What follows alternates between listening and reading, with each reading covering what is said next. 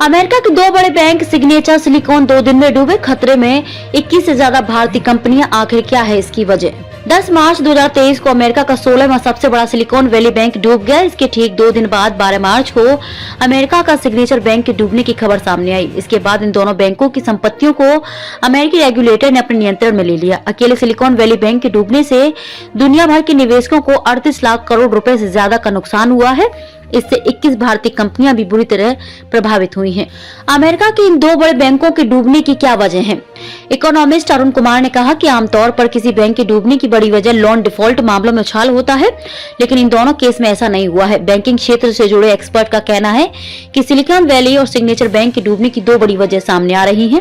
पहला interest rate risk और दूसरा लिक्विडिटी रिस्क। अब किसी बैंक के दिवालिया होने की इन दोनों वजहों को एक एक करके समझते हैं। Interest rate risk. एक बैंक इस जोखिम का सामना तब करता है जब काफी कम समय में कई बार इंटरेस्ट रेट बढ़ाए जाते हैं। अमेरिका में महंगाई 40 साल के उच्च स्तर पर है। यही वजह है कि महंगाई पर काबू पाने के लिए फेडरल रिजर्व ने मार्च 2022 के बाद कई बार इंटरेस्ट रेट बढ़ाए हैं, जो अब 4.5% के करीब पहुंच गई है। ये पिछले 15 साल में सबसे ज्यादा है।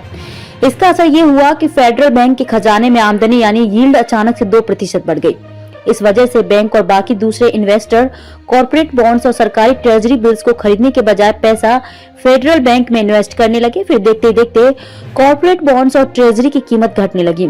वॉल स्ट्रीट जर्नल की रिपोर्ट के मुताबिक यील्ड 2% बढ़ने से बॉन्ड की कीमत 32% तक गिर सकती है।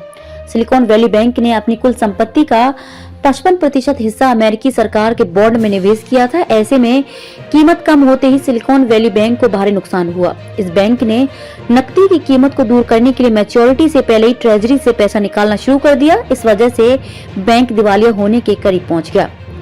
Liquidity risk.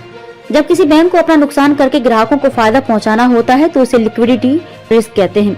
इसे ऐसे समझिए कि आपने 2019 की शुरुआत में अपनी सारी पूंजी लगाकर और बैंक से कर्ज लेकर एक फ्लैट खरीदा। इसके बाद अचानक से कोरोना महामारी आ गई।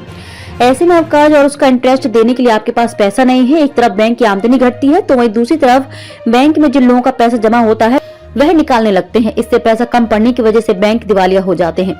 सिलिकॉन वैली केस में भी ऐसा ही हुआ है। इसके नकद भंडार में जितने पैसे थे उससे ज्यादा लोग निकाल रहे थे। नकद की कमी न हो इसके लिए सिलिकॉन वैली ने अपने सिक्योरिटीज पोर्टफोलियो से 21 अरब डॉलर बेचने का फैसला किया था। उम्मीद से कम कीमत में पोर्टफोलियो बेचने की वजह से बैंक को 1.8 अरब डॉलर का नुकसान हुआ।